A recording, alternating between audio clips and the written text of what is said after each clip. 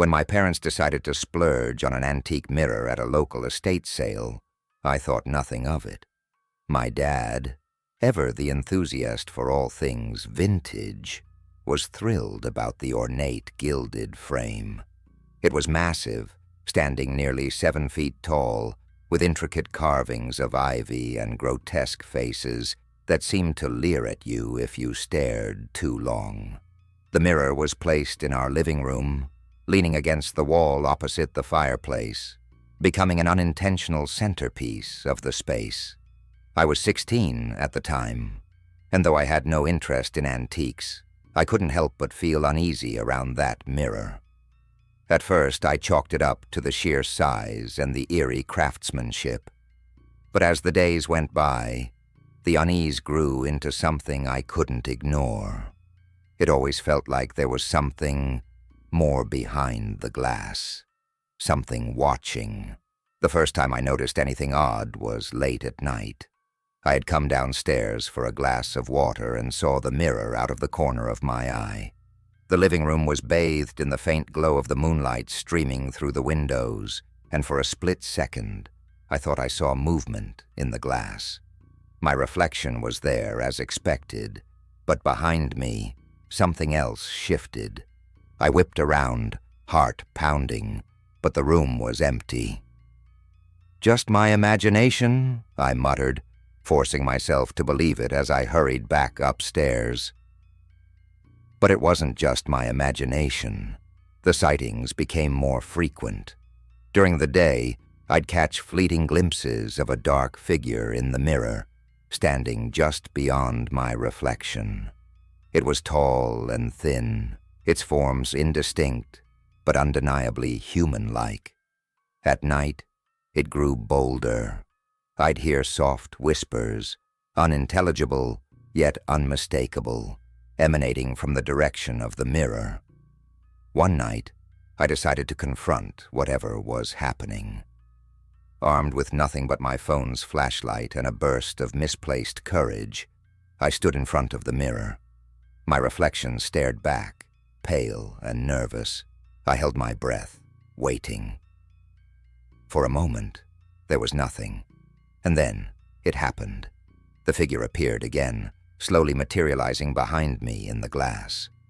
This time, it was clearer. Its face was gaunt, with hollow, empty eyes and a twisted grin that stretched unnaturally wide. It raised a skeletal hand and placed it on my shoulder. Not my reflection's shoulder, but mine. I screamed and spun around, but there was nothing there. My parents came rushing downstairs, alarmed by my cries. I tried to explain what I'd seen, but they dismissed it as a nightmare or a trick of the light. They didn't understand. They didn't see it. Over the next few weeks, the entity grew more aggressive. It started appearing in the mirror even when I wasn't directly looking at it. Shadows would dart across the room, always heading toward the mirror. The whispers became voices, clearer now, calling my name in a mocking tone. One evening, while my parents were out, I decided I'd had enough. I grabbed a heavy hammer from the garage, determined to shatter the cursed thing. As I approached, the mirror seemed to pulse, the air around it growing colder. My reflection was gone, replaced entirely by the dark figure. It was staring directly at me, its grin wider than ever. "You can't break it," it whispered, though its lips didn't move. "But you can join me." Before I could react, the glass rippled like water. A cold, invisible force yanked me forward, pulling me into the mirror. I screamed, dropping the hammer as the room around me warped and disappeared. When I opened my eyes, I was inside the mirror. The world on this side was dark and distorted, a twisted reflection of my living room. Everything was cold and lifeless. I turned to the glass, seeing my parents' home through it, as though looking through a window. On the other side, the entity stood where I had been moments ago, now wearing my face. It turned to the mirror and grinned at me before walking away. I pounded on the glass, screaming for help, but no sound escaped. Days passed, or maybe weeks. Time felt different here. I watched helplessly as the thing paraded around in my body, mimicking me perfectly. My parents didn't suspect a thing, but I knew.